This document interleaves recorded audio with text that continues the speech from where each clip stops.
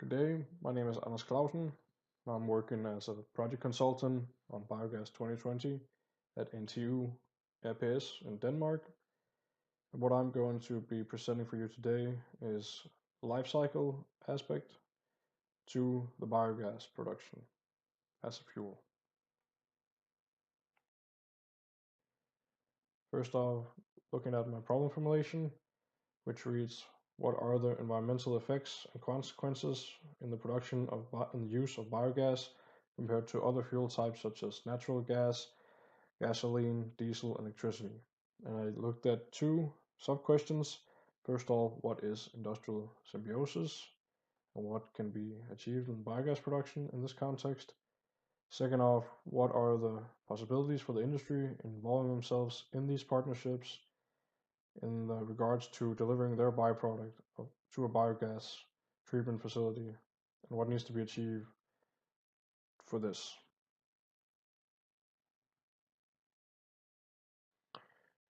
And what needs to be done is to look at the value chain of a holistic transport system. Here is shown an iteration from the Hoyt Technical School in Sweden, and it has 4 different parts.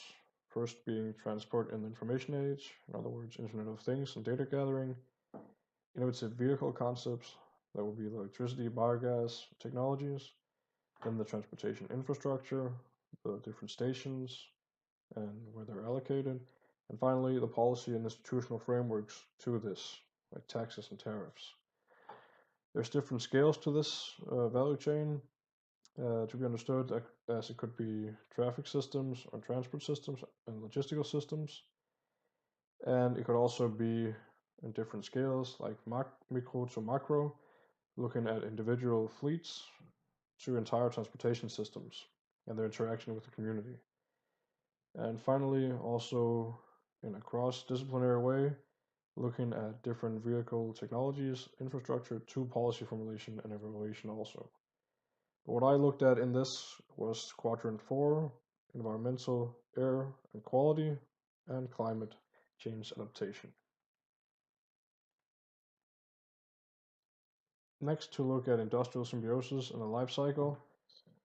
To explain short, an industrial symbiosis is a system just like in nature, where one part's byproduct is another part's input, and thereby you achieve a sustainable option to the manufacture of virgin materials and our fuels. And that's what's shown in the figure, where one part's byproduct is taken to a biogas treatment facility, producing excess heat, fuel, and energy. And biogas in itself is produced from organic waste materials, such as household waste and fertilizer and energy crops. All these flows are already incorporated in the natural part of the production of biogas. It can though be speculated in other companies' resource flows also, because a lot of companies has a lot to gain in the material and disposal energy areas of their business, and therefore it's a good idea to create an overview of these flows. Now, next, looking at the life cycle analysis, I looked at wheel to propeller, which is from the very extraction to the end use, and some life cycles only look at the tank to wheel analysis, from getting the gas in the vehicle and then consuming it. Now, to explain shortly, a life cycle assessment has 5 different parts, which is shown in the figure to the right. First off being resource acquisition, i.e. the extraction point, then the manufacturing phase, where you have the assembling and packaging and the production, then the distribution, with storage, handling, shipping, and transport, the use of the final product, and then the end of life management of the product. If you're dealing with a fuel like biogas, you'd have the same extraction and the production of the fuel, but the distribution and use would be the transportation in itself, and end life of the disposal would be the emissions. And biogas is what we will look at next. And on the next 4 slides, there's shown also a life cycle network for natural gas, conventional diesel, biogas from household waste, and sewage sludge. So what's shown next is natural gas life cycle network, with different boxes with materials, transportation, and energy aspects. What needs to be focused on in this slide is the thick red lines, which show the connections to which has the most environmental effects. And that goes for the next slide too.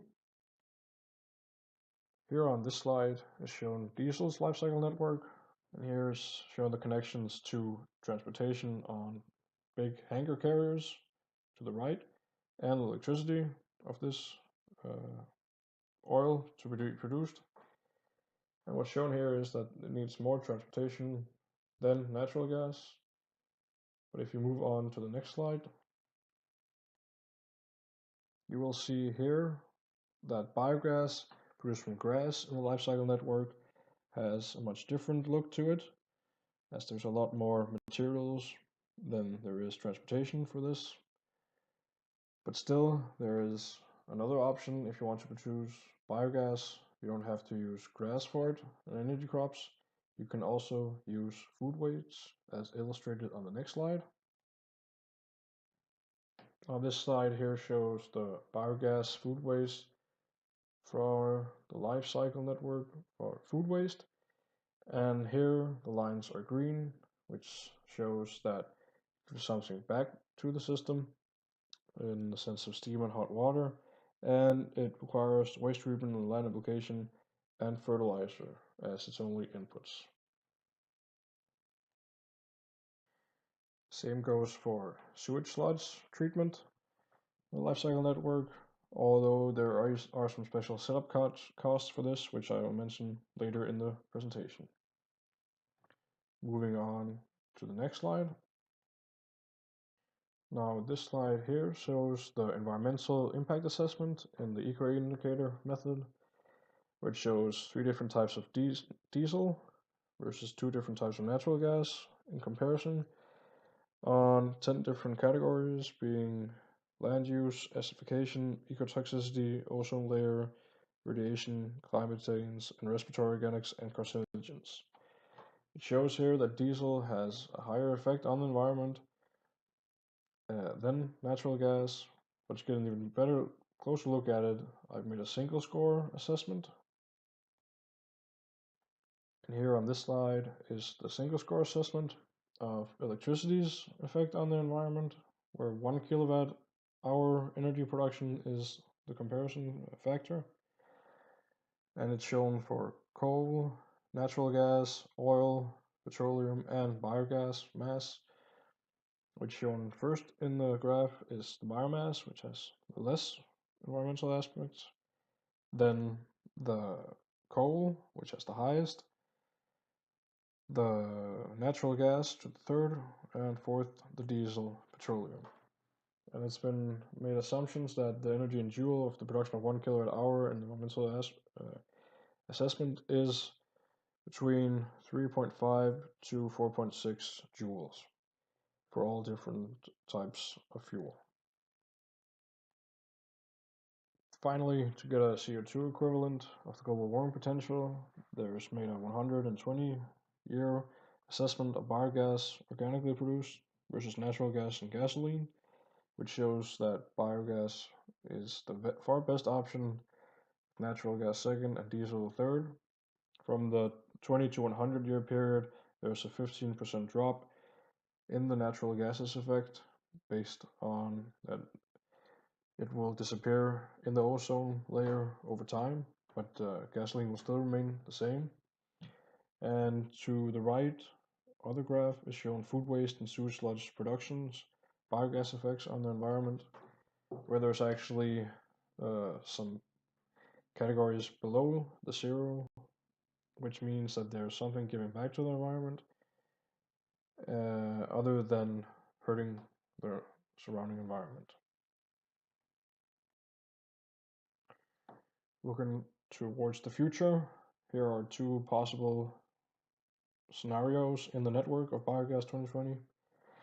The first one being increasing the biogas production by inserting some organic byproducts. This is where the one company would give some materials to this anaerobic digestion tank, which is shown on the figure to the right. and the second company would then take part in this increased production in the form of the biogas or the energy produced from the biogas as a countermeasure for these resources. The second scenario would be increased production from adding sewage waste, where one company takes the sewage waste, which has a highly biological material, and the other company would then pay for the waste treatment, sewage waste treatment of the company in a special contribution equal to or greater than the cost of cleaning the sewage waste at the sewage treatment facility. Now, the main barriers to implementing these industrial symbioses is in Denmark and in other Nordic countries the taxes, the tariffs, because as you can see from the graph to the right, Denmark has the highest energy and CO2 tax of 10.97 euros per gigajoule, whereas Sweden only has 4.29, and therefore this taxation can be a hindrance in this change to more greener alternative fuels. And that's not just in Denmark, it's also in other countries, but as it is, Denmark also has the lowest amount of gas-driven vehicles today. This can also be seen if you look at the infrastructure from Germany, where you can see that there's a lot more gas stations than the 16 and the 17 plan in 2017 there is in Denmark. And something must be done on this taxation that I mentioned before in the policy part of it to be really spread out across the country. The problem is with the chicken and the egg situation, what comes first? Is it the lacking infrastructure or the lack of end users using the cars? It needs to be pushed in some direction to get this going. And it is believed that there can be done much more in Denmark, and we need to compare ourselves to, especially Norway, because they are at the peak of electric and biogas vehicles, and that's where Denmark should also be headed. Moving on to the conclusion of the problem statement, what were the environmental effects and consequences of the use of biogas compared to conventional fuel types? And the main conclusion was that biogas and mass both had, in the direct consumption in a biogas vehicle and in the production of electricity, was by far the best option environmentally speaking. Although the economic assessments of the extra administration costs and setup costs of these biogas treatment facilities were not that favorable as could have been expected, and that's why these need to be taken into consideration when looking at industrial symbiosis for organic byproduct.